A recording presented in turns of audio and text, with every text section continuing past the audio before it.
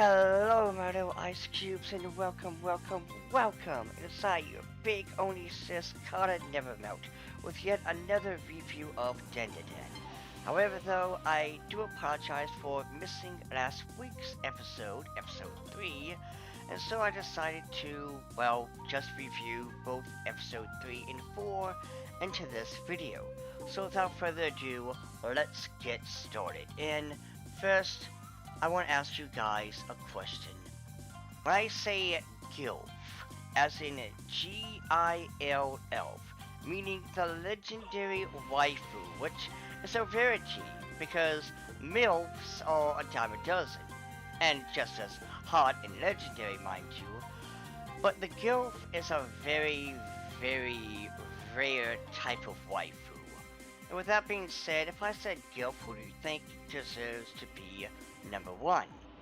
For some, it's Lady Tsunade, which props, good taste by all means.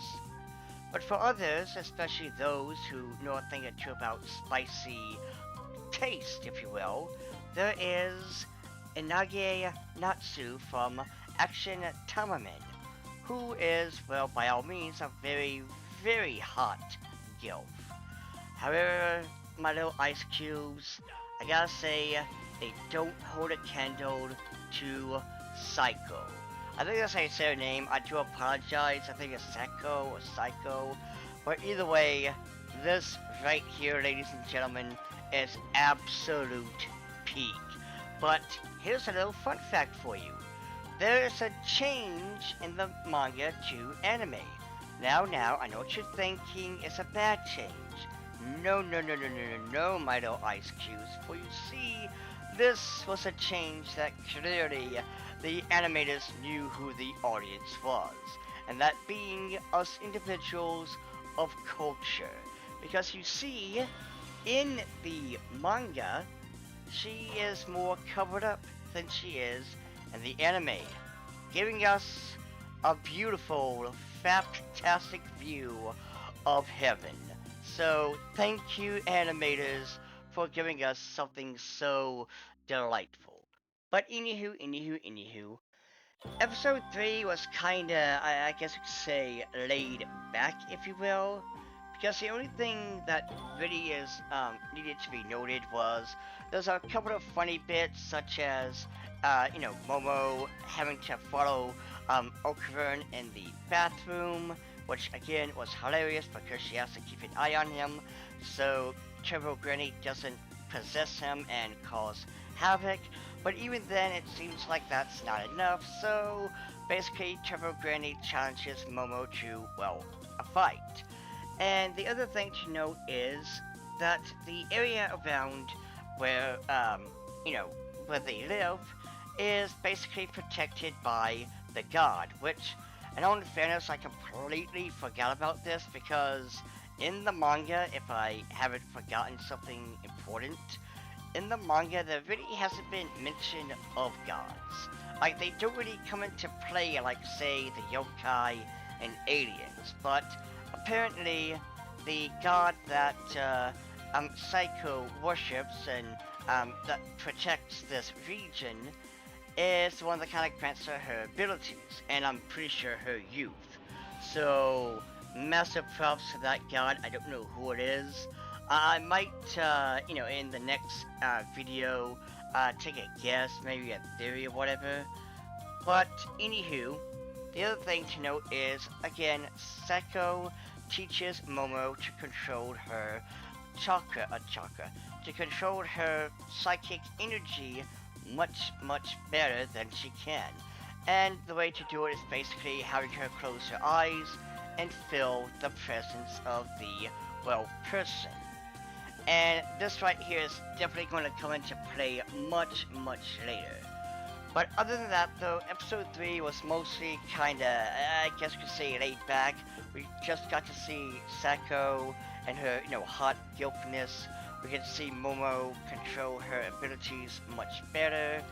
And we also get to know that basically gods kind of protect certain regions, which is why she isn't, Seko isn't really able to go and, kick Turbo Granny's ass in the tunnel. because where she's at is where the god can only be at. And with that being said, we then go to episode 4, where Momo and, Okavern are going to the tunnel to, of course, challenge Granny. Now, this one thing I want to bring up, I don't know if this was a Attack on Titan reference or not. However, it kind of gave me, well, Attack on Titan energy. So whether it was or wasn't is debatable, but as Momo and Okavern enter the tunnel, they come across these giant heads that are, of course, Turbo Granny, and well, Psycho does tell Momo that in order to get to hopefully defeat Turbo Granny, they have to challenge her to a race. To which, she gladly accepts because, well, of course, plot stuff. However, though, Turbo Granny is, well, an asshole, a smartass, because Momo states that she has to count for 10 minutes, meaning she has to count to 60 10 times. However, without telling her the rules, Turbo Granny counts by saying 1 minute, 2 minute, 3 minute, and then bam, 10 minutes, and well, shit hits the fan. And of course, we have, basically them fighting for their lives. They're able to trick, Granny by having her enter Okavern's body. And thankfully, because of, again, episode 3, Momo has a better control of spiritual energy and is able to, take hold of Turbo Granny. However, while all looks good, sadly, it seems that in the tunnel, Turbo Granny wasn't the only one, as a giant crab monster comes and attacks. Now, fun fact about this giant crab yokai with faces on his back. I looked this guy up, and, well, apparently in the anime, basically it said that when you die, your soul turns into a crab to enter, through death. And apparently, when I looked this guy up online, I don't know if Wiki is good or not, but he seems to be a legit crab yokai by the name of Hakenagan. I know for a fact I butchered that name, but I do apologize. However, this version is basically a crab with a human face. The human belongs to a fallen samurai. So, again, creativity, and I just love that Tatsu can take a folklore such as this right here and turn it into something unique. And to even top it all off, like, we even have the Flatwoods monster being a sumo. Mind you, the Flatwoods monster has always been this scrawny little, alien dude with like a technicality dress. I don't know what you want to call it. Meanwhile, in Dandadan, he's a frickin' sumo. So again, massive props to the creator. But anywho, so the giant crab yokai, I'm not gonna bother to say his name, starts to attack them. They have to haul ass, and they are able to manage to get to the big city. However, though, the crab yokai is right behind them, and not only that, but they're also being attacked by zombies, which I love the scene.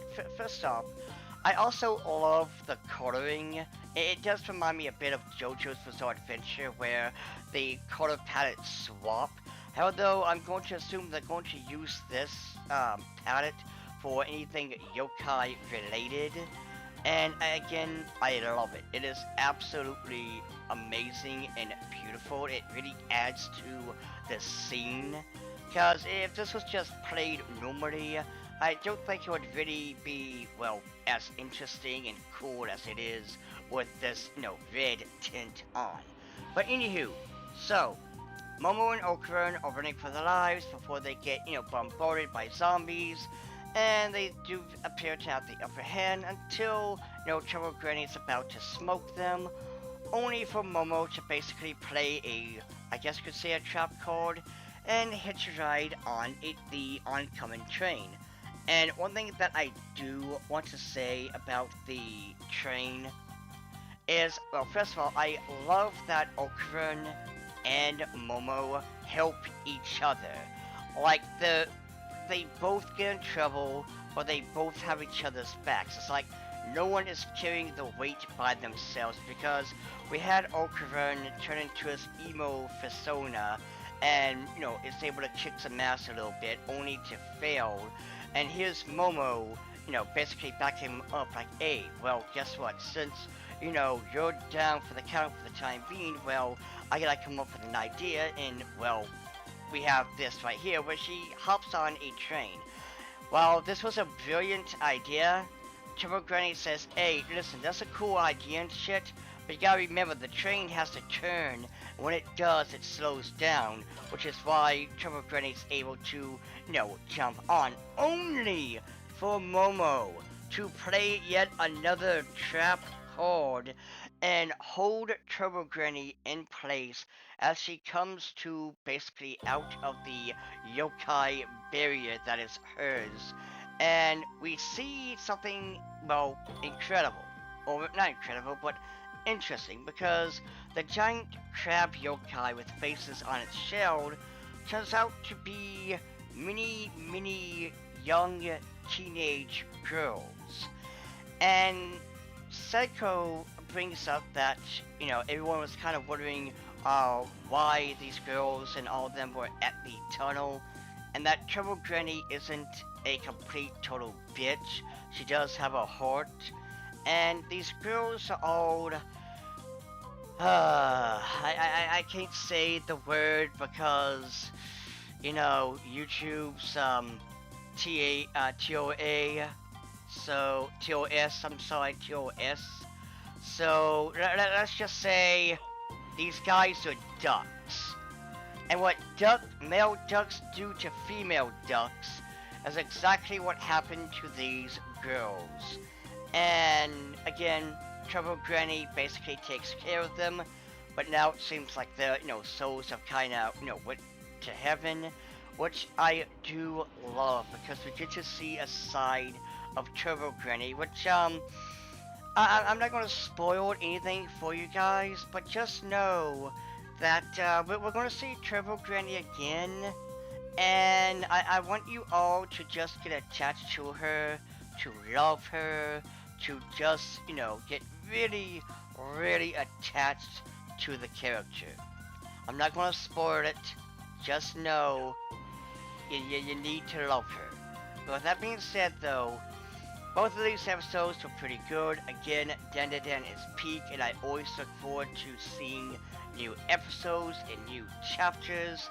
And if everything goes well, we should be seeing about maybe, well, the manga's like at, 169 or 70 or something. I gotta look back at it again. But there's enough content for at least 3 seasons tops. So with that being said, my little ice cubes, please like my videos, share them with everyone, and subscribe to them, or subscribe to not just my YouTube, but my Twitch, my Twitter, everything. Alright, my little ice cubes, I hope you all have a wonderful day. Bye!